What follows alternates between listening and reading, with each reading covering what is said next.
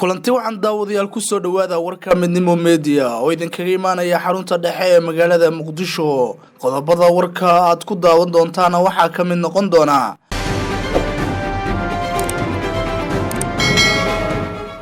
Ra'iisul Wasaaraha Xukuumadda Federaalka Soomaaliya oo lagu soo dhaweeyay magaalada Galkacyo iyo waxyaabihii ugu dambeeyay ee Ra'iisul Wasaaraha iyo odayaasha Galkacyo ee ka wada hadleen.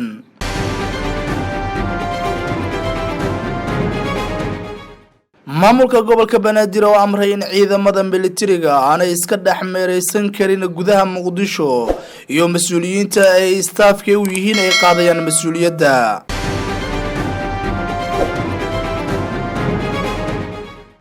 dad rayid oo ay miino kula qaraxday duleedka Doobley iyo qasaaraha dhimashada iyo dhaawac isugu jira ee soo gaaray rayidkaasi.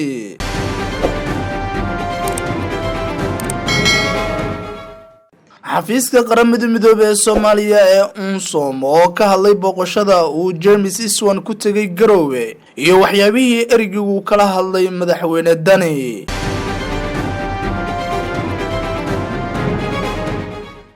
dagaalkii ceel afweyn oo xoogeystay iyo wararkii ugu dambeeyay ee ka soo baxaya shaqaqadaas dhimashada iyo dhaawaca ka dhashay dagaalkaasi ayaan warkeedin kugu soo gudbin doonaa.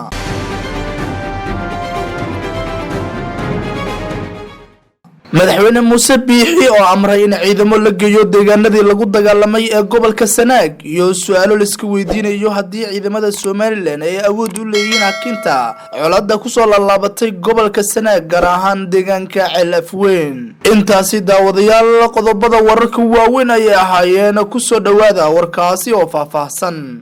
waa Talaado 9 bisha July 2019 waxaana idin waramaya anigoo Axmed Xasan Ramaas. Ra'iisul Wasaare Xasan Cali Kheyre oo ay safarkiisa ay ku heliyeen wasiiro xildhibaano saraakiil ciidan mas'uuliyiin kale iyo howlwadeenno badan ayaa si heer sare loogu soo dhaweeyay magaalada Galkacyo. dadweyne si aad ugu diyaar garoobay soo dhaweynta wafdiga uu ra'iisul wasaaruhu hogaaminayo xildhibaano wasiiro saraakiil ciidan iyo mas'uuliyiin kale ayaa isugu yimid garoonka kubadda cagta Cabdilaahi Ciise halkaas oo ra'iisul wasaaruhu uu ka jeediyay khudbad uu kaga hadlayay socdaalkiisa Galmudug ee loogu gobol xaarayo dhismaha Galmudug oo loo dhan yahay nabad ah kana shaqeysa danaha reer Galmudug. ra'iisul wasaaraha oo ka mahad celiyay soo dhaweynta ballaaran ayaa ammaan u jeediyay dhammaan mas'uuliyiinta waqtiga badan geliyay jiritaanka Galmudug waxaana ka dalbaday bulshada Galkacyo in si wadajir ah ay doorkooda uga qaataan adkeynta iyo dhismaha hay'adaha dawladeed ee Galmudug. ra'iisul wasaare Kheyre ayaa sidoo kale sheegay in socdaalkiisa Galkacyo ay qayb ka tahay horumarinta iyo in uu dhameystiro agabka ka dhiman ciidanka ku sugan magaalada ee ka shaqeeya nabadeynta iyo amniga. ra'iisul wasaare Xasan Cali Kheyre oo Galmudug ku sugnaa 15 maalin oo xiriir ah ayaa intii uu ku jiray socdaalkiisa lagu baadigoobayo dhismaha Galmudug dhinac kasta ka dhameystiran. waxa uu kulamo wada tashi ee la yeeshay dhammaan qaybaha bulshada ku sugan deegaanadii uu soo maray waxaana la gaaray guulo waaweyn oo ka qayb qaadanaya xaqiijinta himilooyinka reer Galmudug.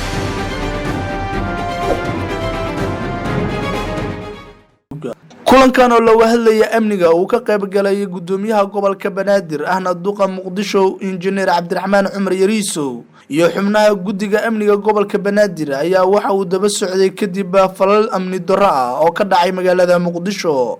amarada laga soo saaray kulankaas ayaa waxa warbaahinta u sharxay gudoomiyaha gobolka Banaadir waxaana sheegay in marnaba magaalada Muqdisho lagu arki karin askarta ku labisan dareeska militariga waxaana qaar ka mid ah mas'uuliyiinta dawladda uu ka dalbaday inay joojiyaan ilaaladooda oo mararka qaar lagu arko gudaha magaalada. dhinaca kale gudoomiyaha gobolka Banaadir ayaa digniin u diray milkiilayaasha gaadiidka sida bajaajta iyo gaadiidka kale isagoo sheegay in ay gaadiidkooda diiwaan geliyaan waxaana ka dhawaajiyay in dadka iska iibiya gaadiidkooda u diiwaan gashan dhibaatadii lagu geystay ay mas'uuliyadooda qaadi doonaan.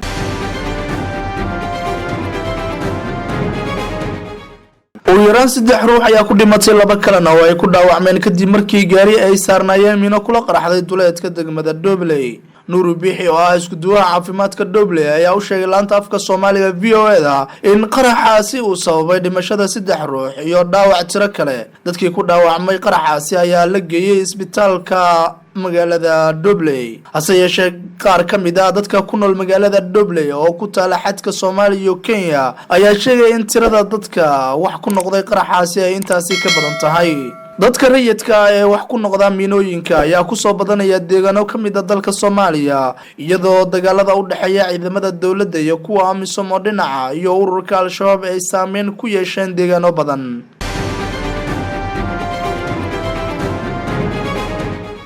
qoraal ka soo baxay xafiiska qaramada midoobay ee Soomaaliya ayaa lagu faahfaahiyay booqashada uu ku tagay ergeyga gaarka ee xogayaha guud ee qaramada midoobay ee dalka Soomaaliya James Iswan magaalada Garowe xarunta maamulka Puntland. James Iswan waxa uu kula kulmay magaalada Garowe madaxweyne Saciid Cabdullaahi Dani iyo qaar ka mid ah golihiisa wasiirada ayaa lagu yiri qoraalka. booqashada uu ku tagay Garowe Iswan ayaa ahayd tii ugu horeysay oo uu ku tago magaalo aan ahayn caasimada dalka ee Muqdisho tan iyo markii uu la wareegay xafiiska UNSOM ee Soomaaliya 25 Juun ee sanadkan. waxa uu doortay Garowe in booqashadiisii ugu horeysay ay noqoto ayaa ah iyadoo Puntland ay tahay maamul goboleedka ugu horeeyay ee laga dhiso Soomaaliya sanadkii 1998 isla markaana hogaamiyaasheeda ay door weyn ka ciyaareen horumarka dhinaca federaalka ee socda ayaa lagu yiri qoraalka. waxaan ku faraxsanahay booqashada Puntland waxaana la qaatay wada hadal miro dhal ah madaxweyne Dani iyo xubno ka mid ah maamulkiisa ayuu yiri James Iswan. ergeyga qaramada midoobay James Iswan ayaa xusay in kulankii uu la yeeshay madaxweyne Dani ay ku soo qaadeen xiisada ka dhex jirta Puntland iyo Somaliland ee arrimaha Sool iyo Sanaag.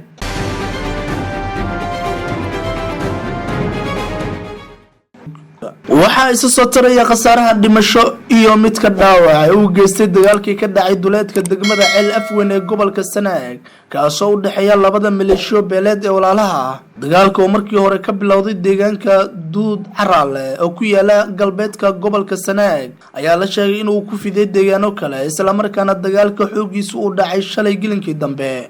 goobjoogayaal iyo saraakiisha caafimaadka ee degmada Ceel Afweyn ayaa waxay sheegeen in dadka ku dhintay dagaalkaas ay gaarayaan ilaa 25 ruux halka 30 kalena ay ku dhaawacmeen. ma jirto cid ilaa iyo haatan kala dhex gashay maleeshiyaadka deegaanada hoostaga degmada Ceel Afweyn ku dagaalamaya waxaana dagaalkooda uu yahay mid soo laabtay oo dhowr mar heshiis laga gaaray. madaxweynaha Somaliland Muuse Biixi Cabdi oo kulan degdeg ah la qaatay saraakiisha ciidamada ayaa amray in si degdeg ah ciidamo ka tirsan militariga Somaliland la kala dhex dhigo maleeshiyaadka dagaalamaya. wararkii ugu dambeeyay haatan laga helayo deegaanadii lagu dagaalamay ayaa waxa ay sheegayaan in wili labada maleeshiya beeleed ay is hor fadhiyaan isla markaana mararka qaar la maqlayo rasaas goosgoos ah. ilaa iyo haatan ma jirto waan laga dhex wado maleeshiyaadka ku dagaalamaya deegaano hoostaga gobolka Sanaag. guud ahaan daawadayaal inta waxaan ku soo gabagabeynaynaa war wixii dalka iyo daafaha caalamka inaga soo gaaray. warkaasna waxaad kala socoteen Midnimo Media waxaana idin warramay anigoo Axmed Xasan Ramaas. tan iyo intaan dib uda kulmi doono warkan kan xiga waa Axmed oo idinku dhaafaya sida ay nabadgeliyo.